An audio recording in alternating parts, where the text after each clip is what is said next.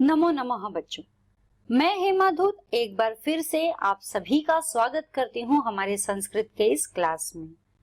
बच्चों, आप देख रहे हैं आस विद्यालय एनी टाइम एनीवेयर स्कूल और इस विद्यालय के जरिए आप पढ़ रहे हैं आपका 8वीं कक्षा का संस्कृत विषय। और इस विषय में आज हम करने जा रहे हैं समास प्रकरण। समास एक बहुत ही अहम स्थान रखता है किसी भी भाषा में, चाहे वो हिंदी हो, मराठी हो या संस्कृत हो। संस्कृत में समास अर्थात जब हम दो शब्दों को जोड़ते हैं और संक्षेप में लिखते हैं, जोड़ने के बाद संक्षेप में लिखते हैं, उसे हम समास कहते हैं। आइए हम देखते हैं इसका अधिक इन डिटेल हम किस तरह से इसे पढ़ सकते हैं। आइए देखते हैं। समास, समास क्या होता है? संक्षिप्तीकरणम एव समासः भवति। संक्षिप्तीकरणम अर्थात किसी भी चीज को संक्षेप में कहना या करना, उसे हम संक्षिप्तीकरणम कहते हैं। संक्षिप्तीकरणम अर्थात थोड़े में, कि थोड़े में बता दो वैसा। तो संक्षिप्तीकरणम एव समासः भवति, हम संक्षिप्तीकरणम को समास कहते हैं। अर्थात समास शब्द का अर्थ संक्षेप होता है। संक्षेप यानी छोटा, जहां दो या दो से अधिक पद अपने कारक विभक्ति चिन्हों को छोड़कर एक हो जाए, उन्हें समास कहते हैं। जो कारक या विभक्ति चिन्ह है जो हमने ऑलरेडी किए हैं, यहाँ पे 6ठी 7वीं में भी किए हैं, यहाँ भी किए हैं 8वीं में। तो जब दो शब्द होते हैं, उनमें जिस शब्द के साथ जब कारक विभक्ति चिन्ह जो होते हैं, यदि वो छोड़ दिया जाए और दूसरे शब्द के साथ जुड़े हैं, तो उन्हें हम समास कहते हैं। समास के कारण जो नया पद बनता है, जब हम जोड़ देते हैं विभक्ति चिन्हों को छोड़कर दो शब्दों को जब हम जोड़ देते हैं, तो एक नया पद बन जाता है। तो इस नए पद को हम कहेंगे समस्त पद। क्या कहेंगे हम इस नए पद को? समस्त पद।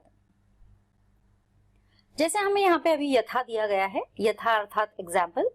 नृपस्य सेवकः, नृपस्य सेवकः अर्थात इसका यम जो स्य है, यह है हमारा कारक विभक्ति चिन्ह।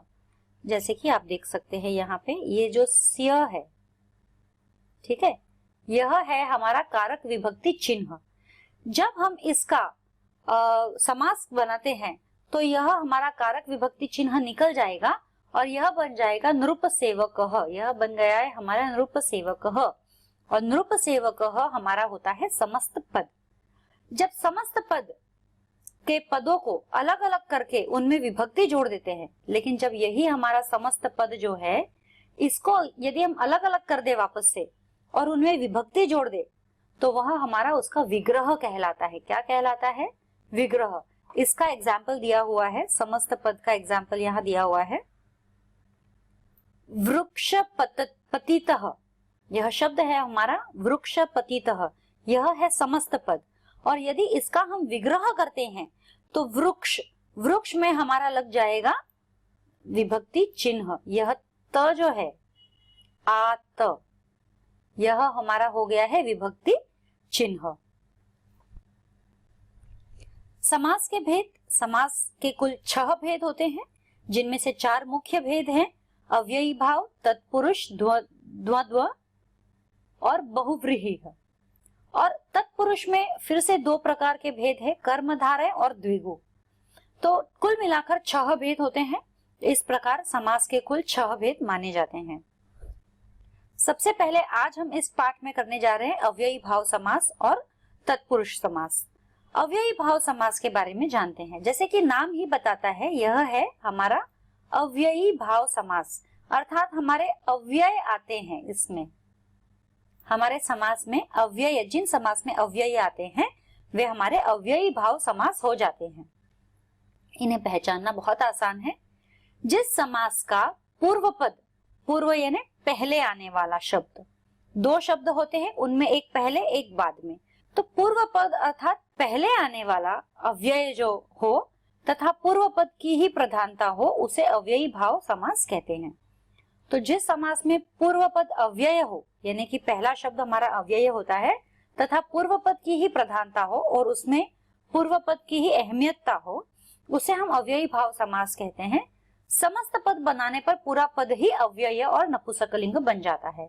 जब इस अव्ययी भाव का समास बनता है तो जो समस्त पद बनता है, जब हम दोनों शब्दों को जोड़कर एक शब्द बना देते हैं, तो वह अव्यय ही होता है और वह नपुंसकलिंग बन जाता है। अब जैसे हम अव्यय, उप हमारा एक अव्यय है। उप का अर्थ क्या होता है? समीप। उप अव्यय का समीप अर्थ में प्रयोग होता है। यथा, जैसे अभी एग्जाम्पल दिया है उपग्रामम, यह हमारा है समस्त पद। उपग्रामम जो है हमारा समस्त पद है, इसका हमने विच्छेद किया है, यह हो गया उपग्रामम। ग्रामम ना, तो ग्रामस्य समीपम, यह हो गया हमारा ग्रामस्य समीपम, क्योंकि उप का अर्थ होता है समीप। तो उपग्रामम हमारा समस्त पद है और यह उसका विच्छेद है। ग्रामस्य समीपम अर्थात गांव के समीप।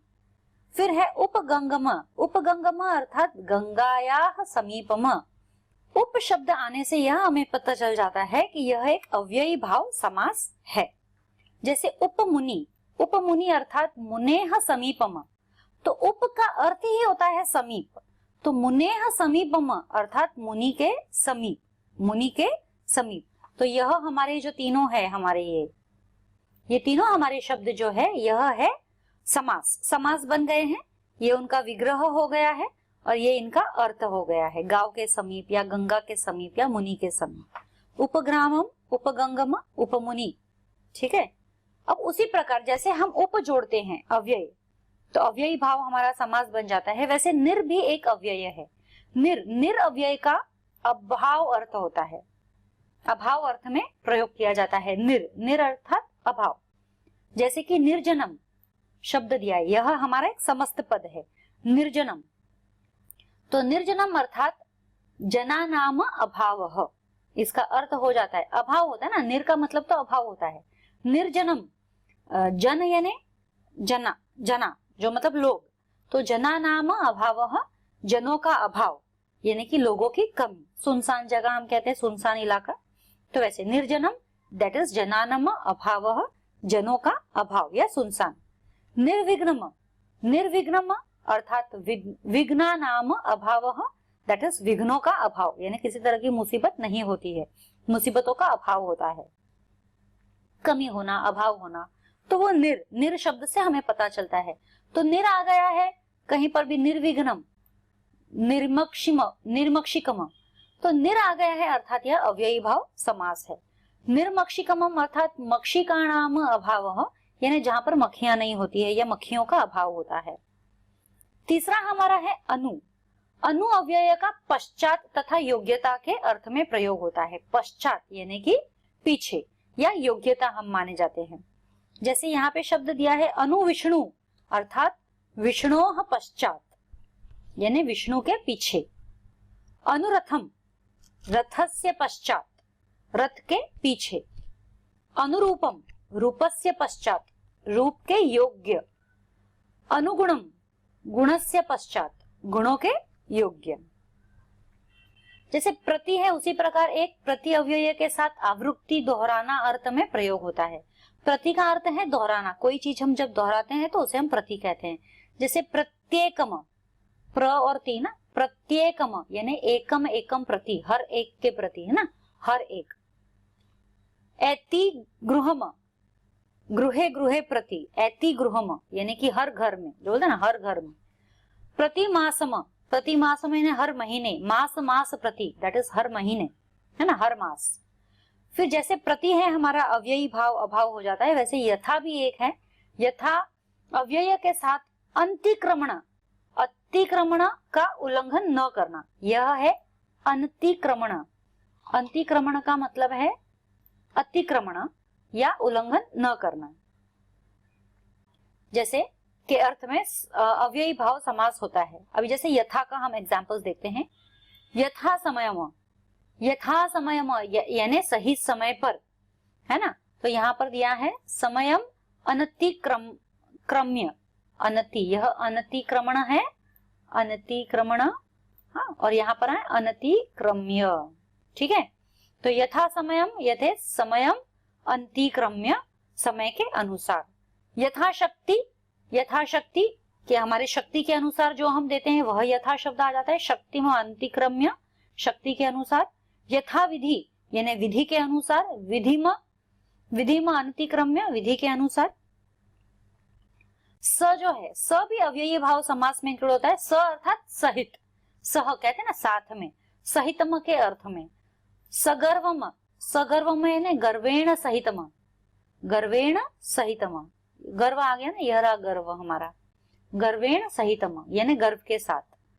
सबलम, ये बल, बल हो गया, बल के साथ, बलेन सहितम। सचित्रम, यहाँ पे चित्र, चित्र के साथ, चित्रेण सहितम, चित्र के साथ। उसी प्रकार अधि, अधि जो है यह सप्तमी विभक्ति के अर्थ में आता है। अधिगंगम दैट इज गंगायाम इति,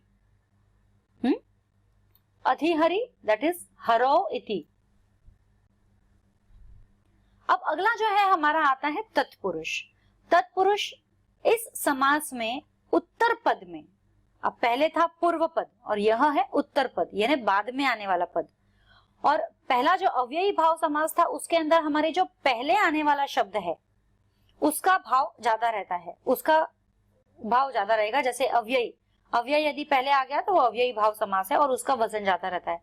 तत्पुरुष समास में उत्तर पद प्रधान होता है, बाद में आने वाला शब्द जो है वह प्रधान होता है। इसके पूर्व पद यानी पहले वाले पद में द्वितीय विभक्ति से लेकर सप्तमी विभक्ति तक, द्वितीय विभक्ति से लेकर सप्तमी विभक्ति का प्रयोग होता है। तो यह सबसे लंबा समास कहते हैं। इसमें बहुत सारे एग्जाम्पल्स हैं, ये हम पढ़ेंगे इस चैप्टर में अभी। तो ये सब द्वितीय विभक्ति से लेकर सप्तमी विभक्ति तक इसका प्रयोग होता है। तो समस्त पद बनाने पर बीच की विभक्ति का लोप हो जाता है, लेकिन इसमें जब हम समस्त पद बनाते हैं तो जो विभक्ति होती है, विभक्ति चिन्ह बीच में, उसका हम यहाँ पे लोप कर देते हैं। आई स्टार्ट विद द्वितीय तत्पुरुष। सो द्वितीय तत्पुरुष इस समास का उत्तर पद पर श्रित, अतीत, पतित, गत, अत्यस्त, प्राप्त, आपन्न, गमी तथा बुभुक्षः आदि में से कोई एक होता है। तो द्वितीय तत्पुरुष का जो बाद वाला पद है, उत्तर वाला पद है, उनमें ये सारे शब्द जो है यहाँ पर जो मैंने दिए हैं वो होते हैं। अब जैसे देखते हैं, ग्रामम गतः, तो यहाँ पर जैसे ग्रामम है, यहाँ पे बताया गया है कि लोप किसका हो जाता है, जो विभक्ति चिन्ह होती है, विभक्ति चिन्ह का लोप हो जाता है। तो ग्रामम, तो ग्रामम नहीं आएगा, ग्राम गतः, तो गांव को गया हुआ, ग्राम गतः, ग्रामम, मम जो है हमारा लोप हो गया है। नरकम पतितः, नरक पतितः, तो देखो गतः, पतितः।